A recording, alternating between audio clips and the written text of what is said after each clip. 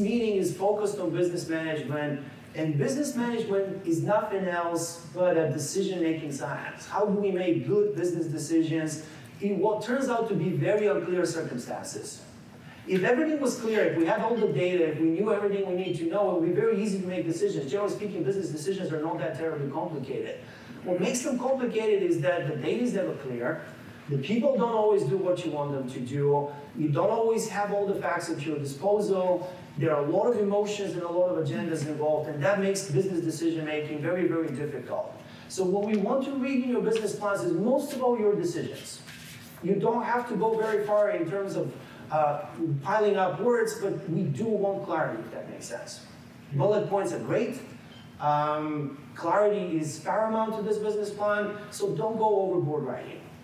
On the other hand, please write. And one piece of advice that probably will come in very handy is, while you're here and while you are together, you have some time to get started. And teams that successfully complete their business plans tend to get started here as opposed to waiting for later. It's very tempting to kind of punt this a little bit and kind of put it off for in the future and say, all right, we'll start drafting, we have 60 days, we'll start drafting later. But time goes by very quickly, and also I'll tell you, it's really easy to make decisions when you're here in person, you can talk to each other. It's much more difficult to do that when you're on the phone, when you can't see each other, when somebody has to miss the meeting because something happened at work and those kinds of things. Make sense? So this is your table of contents. You'll see many other times, but as we go through these sessions, remember that every presentation you see more or less matches an item on this table of contents. And ideally, that presentation gives you the tools and some of kind of the framework to get started on this topic. Good. How you complete the business plan is entirely up to you. Divide and conquer is one of the principles that tend to work well, but every team is different. Every group of people is different, and every team is different. So you can choose how you organize yourselves. You can choose who the project manager is, or whether you have one or not. The leaders of your team will emerge or not. It's kind of a natural process that actually we want to play out, so you find out how it goes. And the place to begin, as we said, the sequence of questions that we ask about the firms that you're part of in pretend land, in simulation land, and the questions you should be asking about your real firm as well, the sequence of those questions is very important, and in my mind, and I think a lot of people would agree, it really starts with a sense of vision. So it's kind of a very important question, what is the vision for a business? There's a little episode somewhere in Alice in Wonderland, which is of course very important management text. And in Alice in Wonderland, Alice is wandering through that bizarre world that she entered through the mirror. And she comes to an intersection. And at that intersection, there's the Cheshire Cat. And the Cheshire Cat is that big smiley cat in Disney movies that has a smile from here to here. And Alice is asking the cat, which road should I take? Because it's an intersection. The cat says, well, where do you want to go? And Alice says, I don't know. And the cat says, well, if you don't know where you're going to go, it doesn't matter which road you take. And that's kind of how business is. As my former partner used to put it, if you're driving in the wrong direction, the last thing you want to do is drive faster. But unfortunately, a lot of businesses do exactly that. Before we start making decisions about who we hire and fire, before we pull the trigger in what markets we're in and how we compete there, before we create bonus plans and compensation, before we start crunching numbers, we need to answer a very fundamental question. Where are we going to be as a business in the future? What are we trying to be? Who are we trying to become? So that kind of thing that we ask ourselves at every point of the way, who do we want to be when we grow up? I have a couple of kids. My son is almost 22, my daughter is 15, so there's a lot of discussion around that at home as well, is what do we become when we grow up? And there are a lot of choices. There's a universe of choices. And I'll tell you from the beginning that we live in an amazing industry that gives us an opportunity to be anything we want to be when we grow up as a firm. But it is very important that we have a sense of direction. Otherwise, what we frequently do is we try to negotiate, almost like flying on an airplane. The fundamental question is, where's this airplane going? Is it going to go to Seattle? Is it going to go to Orlando? Is it going to go to Boston? And the first question is, where are we going? It's not where we're going to sit. Unfortunately, very often what we do as young professionals is we negotiate the seat. We say, okay, can I sit in an aisle seat? Can I have an exit row, please? But even if I'm in first class, if this is going where I don't want to go, this is going to be a pretty lousy experience. So as you're reflecting on the case study firms, as well as you're reflecting on your real firms, more importantly so, keep asking the question, where are we going to be 5 years down the road, 10 years down the road, maybe even longer? Make sense? A lot has been written about vision, and vision is really a sense of direction. It's a sense of clarity about the business, and it's clarity that has multiple dimensions. It has to do with what markets we compete in, it has to do with how we relate to clients, it has to do with how we relate to each other, it has to do with the nature of our services and what we do for others, and the vision for every business is going to be different. But according to Jim Collins, and he has written quite a bit about it, Good to Great being kind of the primary text there. This came out of an article that preceded Good to Great. Jim Collins says something quite important. He says, vision for him, companies that enjoy enduring success have core values and core purpose that remain fixed while their business strategies and practices endlessly adapt to a changing world. So notice this. This is basically saying the vision is the pivotal point. It's the constant. Markets change, people change, but what remains the same, what defines us as a company is this sense of direction, this sense of vision. When Jim Collins talks about enduring visions, he has a 50-year horizon in mind. That's almost scary. 50 years is beyond my lifetime at this point. And it's very difficult to think that far ahead. But what's important in this concept is the notion that vision consists of two components. That a good vision has two components. The first one is core values. It really basically says, what's our ideology? What are the principles that drive us as a company? How do we make decisions? What are the values that drive those decisions? And then the second component of that being an imagined future state. It's kind of when we close our eyes and we imagine success, when we imagine who we're going to be, we have a clear picture. Now, Jim Collins, when he was writing and researching, was mostly thinking about very large, publicly owned companies. And perhaps in that world, imagining 50 years into the future is practical. In our world, sometimes it's difficult to see around the corner. In a lot of firms, it's difficult to even say, wonder what is going to happen 2 years from now, 3 years from now, 5 years from now. And I will tell you from experience that vision is something that's very personal to a company. Every company has its own version of a vision, and a successful vision, generally speaking, doesn't necessarily have to be this sort of a grandiose, big word type of statement 50 years down the road. It may be something very, very practical, but still powerful. I grew up in an accounting firm, large accounting firm. Moss Adams is the largest accounting firm on the West Coast. I think something like 10th or 11th largest in the US. To give you a sense of the size of accounting firms, Moss Adams today is about $750 million in revenue. Has about 4,000 or 5,000 accountants. Imagine the sort of the spirit of that Christmas party. And generally speaking, very large firm. Had 250 partners. At the time I became partner, I was one of 250 partners in the firm. In other words, being a partner is kind of a big deal, but you have a lot of partners.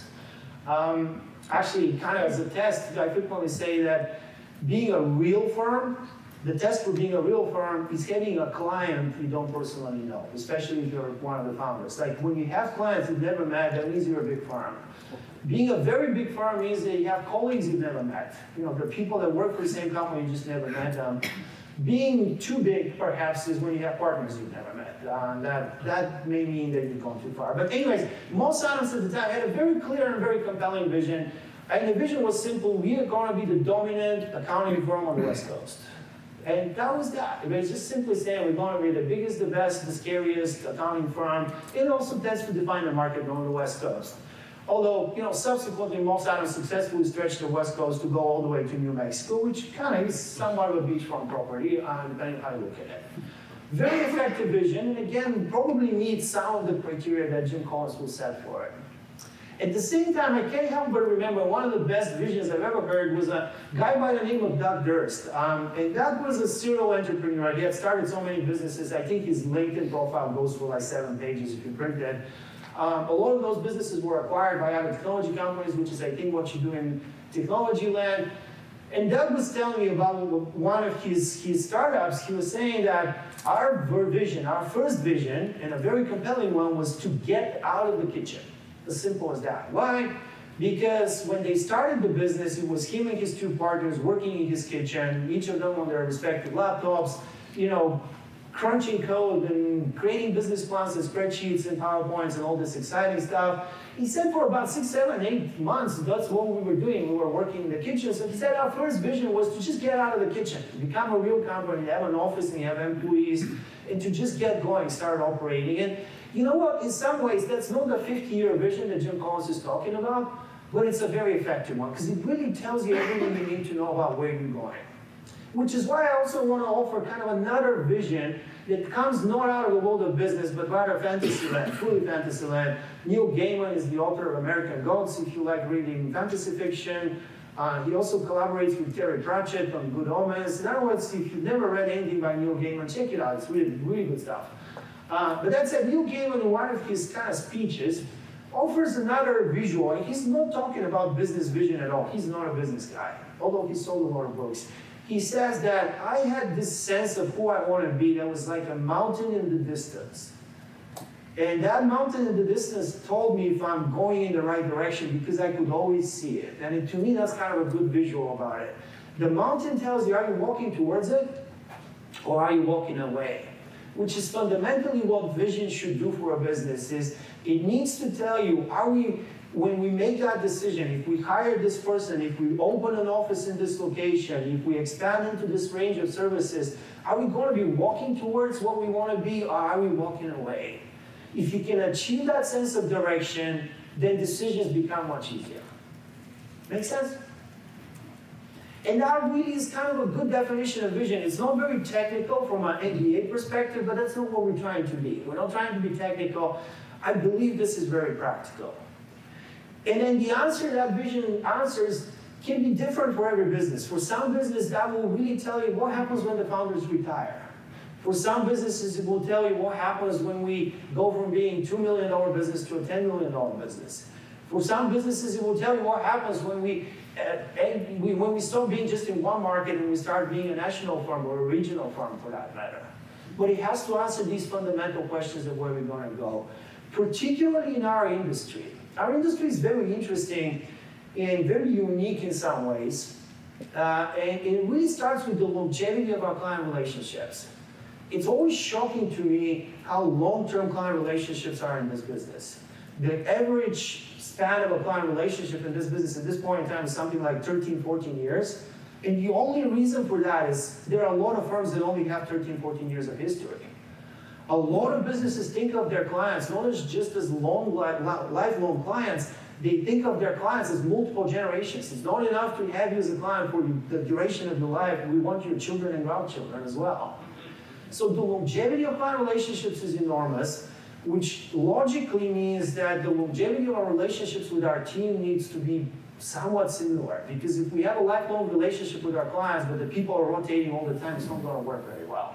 Some rotation is fine, but if we constantly change, we're not going to have that longevity of a client relationship, which means that we as professionals need to make a commitment to a firm that really is very long-term.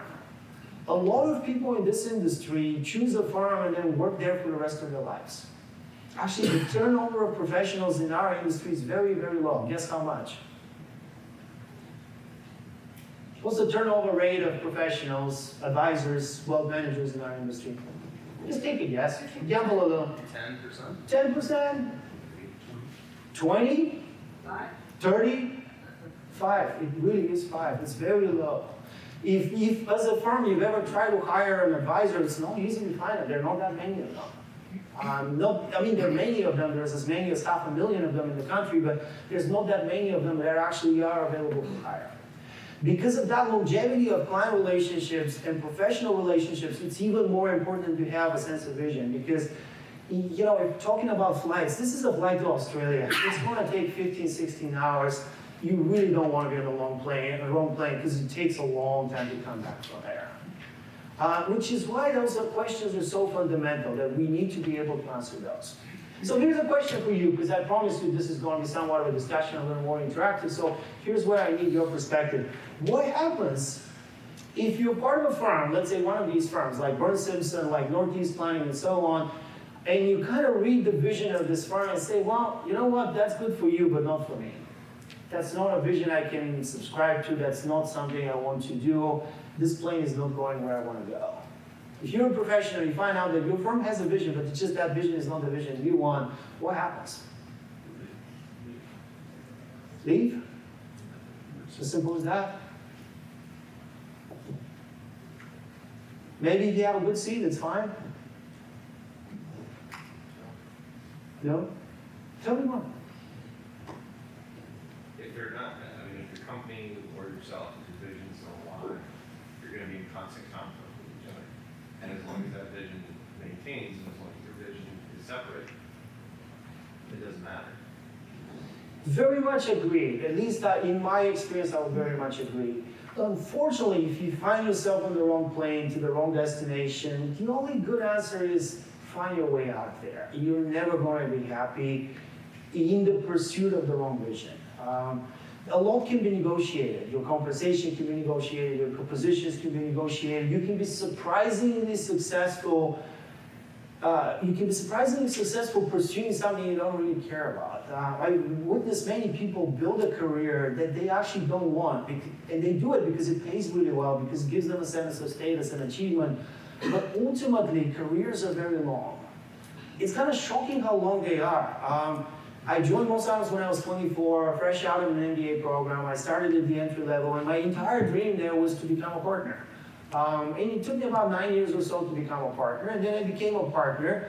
And it turned out they don't actually park a BMW with a bunch of cash in the trunk, which is what I thought was going to happen. It turned out they just give you, like as they say, if you're good at digging ditches, they just give you a bigger shovel. So when you become a partner, you just get a bigger shovel, that's all. But more importantly, sort of the more I learned about the firm and the vision for the firm, which was great firm and great vision, the more I learned that that's not a ditch I want to be digging. I have other things in mind. And at the time, and really personally, and forgive me for talking too much about myself, I felt really conflicted because I had spent 9 years building this, and it felt like really bad. What's going to happen to me if I abandon it? In many ways, I had never had another job before. I mean, I had jobs after undergrad school, but they don't count, they're long forgotten in a different country and so on. So I was worried what's going to happen to me. That was 9 years into my career. Today, about 20, 21 years into my career, at the age of 46, I look back and I say, what was I so fretting about? You have so much time. Careers are so long. You have so much time to achieve so much. I left that business and started another, and that one was fairly successful and went very well and was very interesting and taught me a lot. And then I left that one and started this one, and here I am today doing things that I really, really enjoy doing. In other words, when you find yourself in these situations, remember that you have a lot of time. Careers are very long, so if you're going to be taking all this time pursuing the wrong vision, that will probably never make you happy. This is not an advertisement for leave your firm. On the contrary, your firms are kind of paying for you to be here, so please, ideally you find yourself in alignment. But time and again, I also work with a lot of firms where the source of unhappiness is really the fact that the firm is pursuing a vision that someone just doesn't subscribe to, they don't want to be part of. And don't do that to yourself too much. So let's actually consider an example of a vision. It comes out of a firm that I had the pleasure of working with. So we're doing strategic planning like all the good firms do, and we're trying to kind of document our vision, and we're trying to write this down. And this is what we come up with. Literally, it's a room of partners, and I'm writing on a sheet of paper. So they say, all right, our vision is by 2025 to reach 500 million assets under management, to work with clients who have at least 1 million assets under management, to manage 340 relationships, have revenue over 4 million, be running with at least 25% profit margin. What do you think of that vision?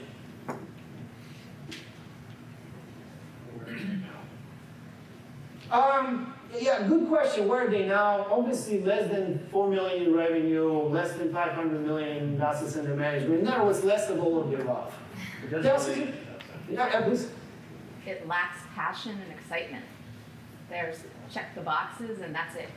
Very interesting point. And this is highly. I mean, this was created by your bookkeepers.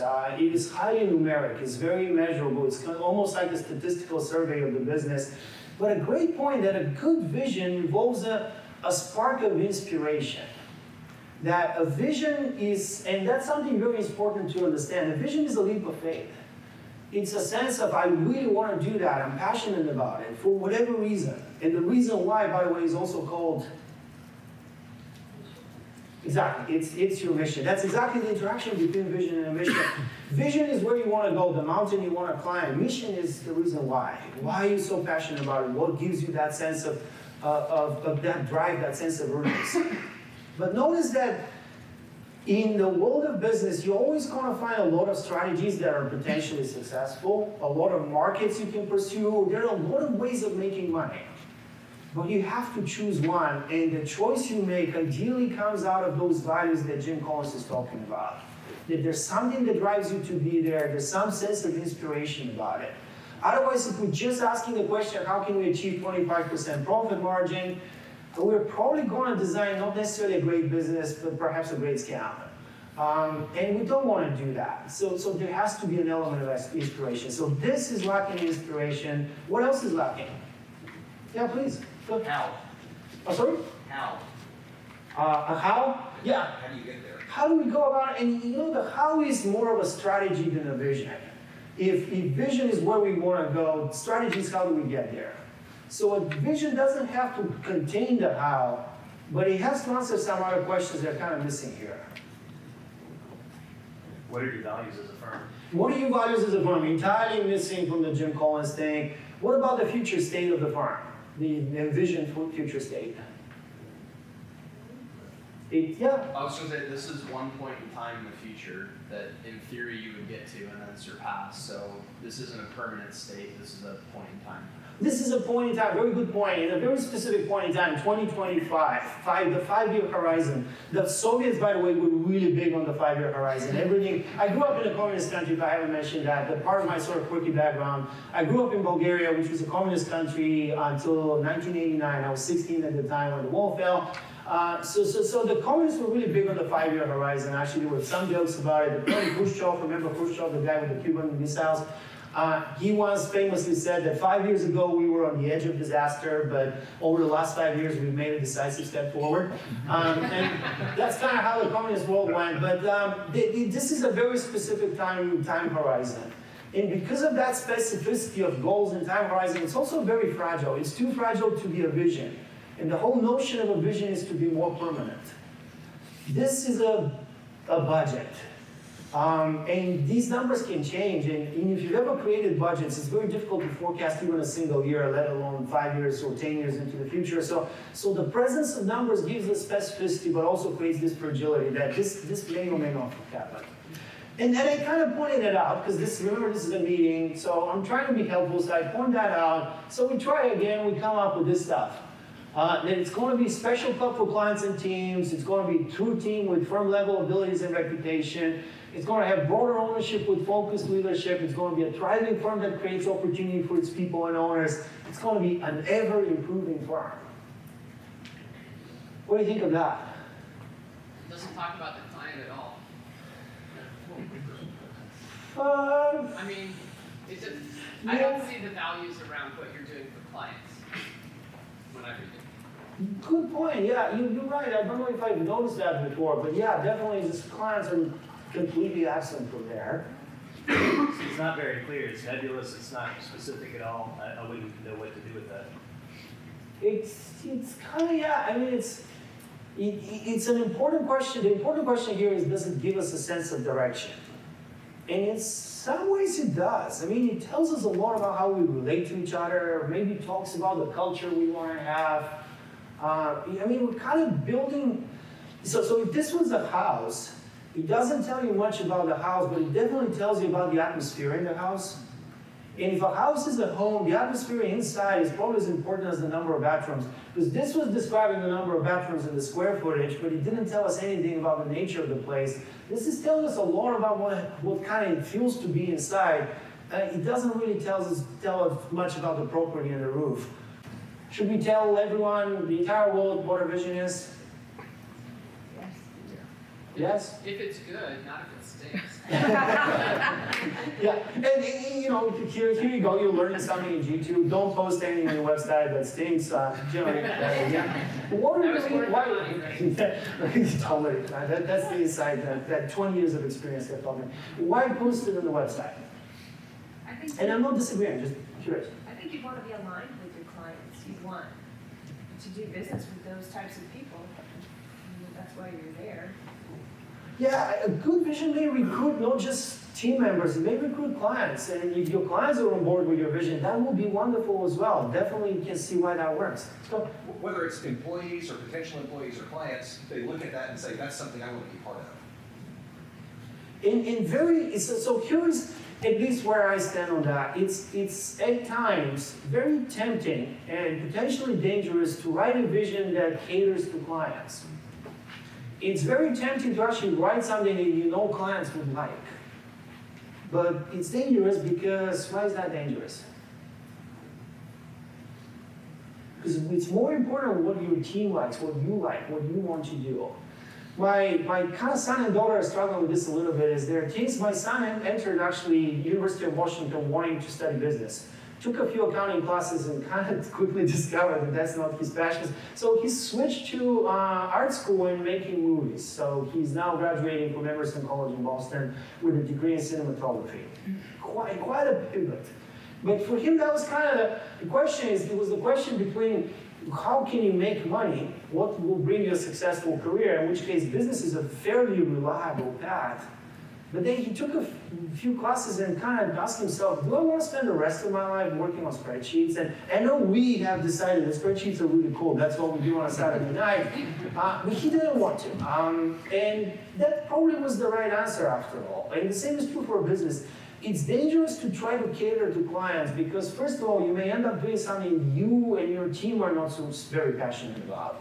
And if you're not very passionate about it, you're never going to be super good at it. The other kind of component of that is the clients of today may not be the clients of tomorrow. And the tastes and preferences and the way clients think about stuff tomorrow may be different than today. If you're pursuing something you're passionate about, if you're pursuing something that aligns with your sense of values and purpose, you're much more likely to be able to kind of go through these changes in the marketplace successfully, rather than if you always keep asking the question, what do clients want? Because sometimes also clients don't know what they want. Famously, Sony, the electronics/technology company, does not do any client feedback surveys because they basically say clients can only suggest incremental changes. They can never suggest the next great product. I think Steve Jobs agreed that clients are never going to invent the iPhone. They're just going to improve the interface of an existing iPhone. So it's sometimes a little dangerous trying to cater to clients too much. The people you definitely need to cater to or listen to very carefully are your team, the people that are part of your firm. The vision is the sense of direction. It's where you want to go. It's very important to begin there. And once you find that destination, then your strategy is really the way you get there. As we said, mission, and we're not going to spend any time on mission, but mission is why you're going there. Simon Sinek lately is kind of the expert on that and a very popular speaker. His TED Talks are quite amazing. He's a fantastic speaker as well. What he says is that most companies ask the question, how? Forget it, what? What are we doing? What are we servicing? What are we producing? Good companies ask the question, how? And great companies ask the question, why? What is the intrinsic motivation that we have in being in this business and servicing clients? And that intrinsic motivation unites the team. That intrinsic motivation powers the emotions and the efforts of everyone involved. That intrinsic motivation creates better relationships with clients. If you haven't read any of his books, Simon Sinek has many. Start with Why, I think is one of the first ones that he published. Also Leaders Eat Last, which is also a very good one. I think lately there's another one called Find Your Personal Why or something along those lines. Actually, Stacy recommended that to me. All of those are great books and they're definitely worth spending some time on, even if we won't spend a lot of time in this session. The reason we won't spend that much time is the intrinsic motivation. The reason why is deeply personal as well. Ideally, your firm has a sense of that. But be careful with that. It's very easy to have fake words on the. I literally have walked into offices where the mission statement is on the wall, and you read that, and these are powerful words, but they're somewhat empty, if you will. For a while, I was using the slide that had the words integrity, respect, and passion. That was the mission statement of a famous company. Guess which one? How? Just take a wild guess. Enron, exactly. Yeah, easy guess, because that was their mission statement. It started with integrity. Clearly, very empty word in that context.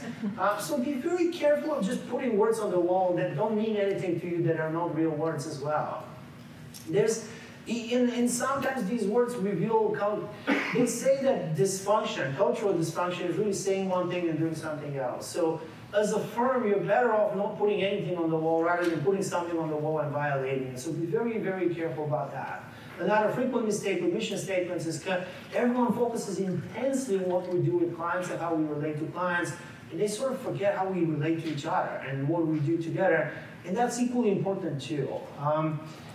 There's a great little book called Setting the Table, and I keep throwing these names of books out there. They're not required reading, but they're interesting reading, most of them. Danny Meyer is a famous restaurant owner. I heard him speak at a conference, industry conference, somebody had invited him. He argues that we keep saying that the customer is always right and we always have to take great care of the customer. He's saying that's not how the restaurant industry works. That if you want your people to take great care of your clients, you want to take good care of your people. So he's basically saying, start by treating your team right, and then your team will treat your clients right. You can't actually insist on team treating the clients right if you don't treat them right, which actually happens in service firms a lot.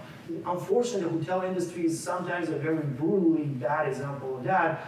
So also something about mission statements is they typically have to speak to how we relate to each other, not just how we relate to clients. Make sense?